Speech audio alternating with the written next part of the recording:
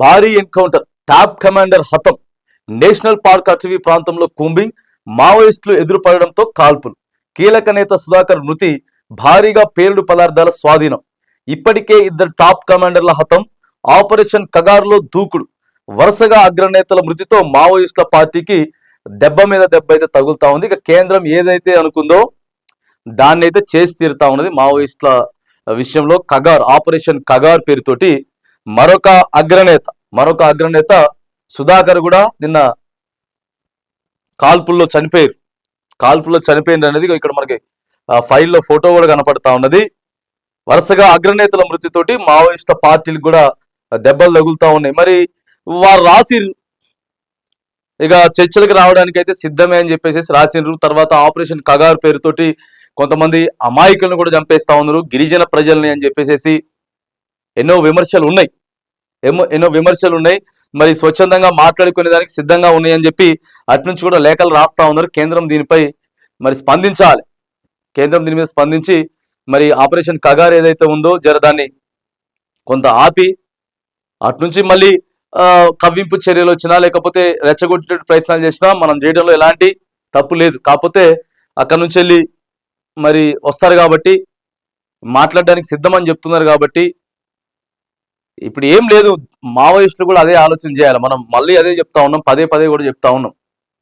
ఇప్పుడు మీరు చీకట్లో ఉండి మీరు పోరాటాలు చేయడం వల్ల వచ్చేది ఏం లేదు.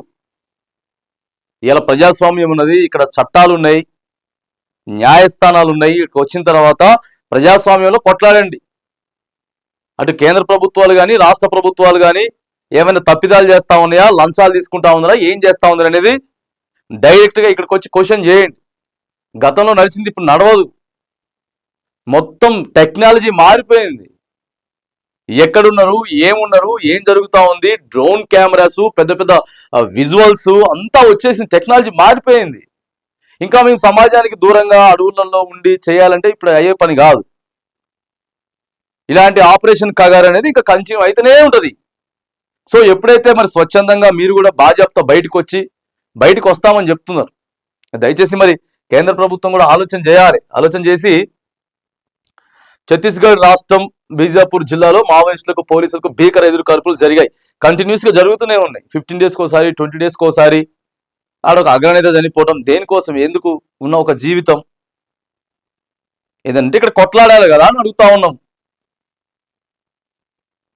గురువారం ఉదయం నుంచి సాయంత్రం వరకు ఇరు వర్గాల మధ్య కాల్పులు కొనసాగాయి. ఈ కాల్పుల్లో మావోయిస్ట్ అగ్రనేత లక్ష్మీ నరసింహ అలియా సుధాకర్ మృతి చెందినట్లుగా తెలుస్తున్నది. ఆయన 30 ఏళ్లుగా మావోయిస్ట్ పార్టీలో కొనసాగుతున్నాడు. నేషనల్ పార్క్ అటవీ ప్రాంతంలో భద్రతా బలగాలు మావోయిస్టుల కోసం కూంబింగ్ నిర్వహిస్తున్న సమయంలో ఈ ఘటన జరిగింది. 3 నెలల్లో జరిగిన ఎన్కౌంటర్లలో 3 మావోయిస్ట్ అగ్రనేతలు మృతి చెందారు. వరుసగా కేంద్ర కమిటీకి చెందిన అగ్రనేతలు మృతి చెందడం మావోయిస్టు పార్టీకి భారీ దెబ్బ తగిలినట్లయింది. ఆపరేషన్ కగార్ చేపట్టిన కేంద్ర ప్రభుత్వం అనుకున్నట్టుగానే తమ లక్ష్యాన్ని 2026 మార్చి 31 వరకు పూర్తి చేస్తామని చెప్పారు అమిత్ షా చెప్పారు. 2026 మార్చి వరకు మొత్తం అయిపోద్దని చెప్పి. సో ఆ భాగంగానే కొంత స్పీడప్ పెంచిరు కానీ మరి స్వచ్ఛందంగా మావోయిస్టులంతా కూడా వచ్చి కలిసి ప్రజాస్వామ్యంలో ఏదంటే ప్రజాస్వామ్యబద్ధంగా ముందుకెళ్ళాలి, లేకపోతే మాత్రానికి సో ఇట్లా ఇది కొనసాగుతూ ఉంటుంది. కాబట్టి చర్చలకు సంబంధించి కేంద్ర ప్రభుత్వం కూడా మరొకసారి సమాలోచనలు అయితే చేయాల్సినటువంటి అవసరం అయితే ఉంది.